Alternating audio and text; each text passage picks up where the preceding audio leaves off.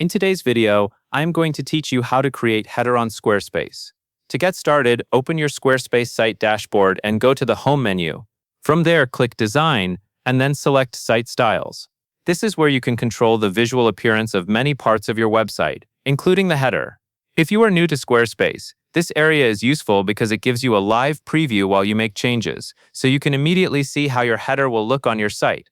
Once you are inside Site Styles, move to the Preview panel on the right side of the screen and click directly on the header area of your website.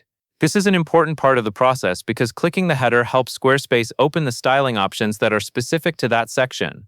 Instead of searching through every setting manually, this makes it much easier to focus on the exact part of the site you want to update. Next, look for settings such as header layout, header alignment, or navigation layout. These options allow you to choose from predefined header styles.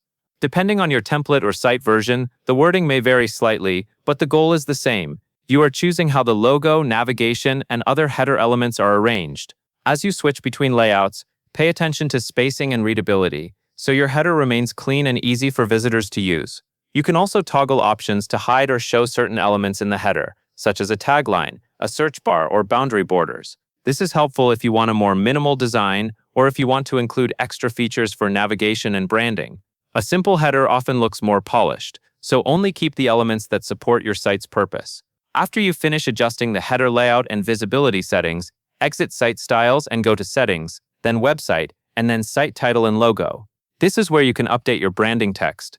If your site title or logo is not set up the way you want, this section lets you make sure your header matches your brand identity. When everything looks right, click Save at the top of the left panel. This makes sure your changes are applied and preserved. That covers everything you need to know.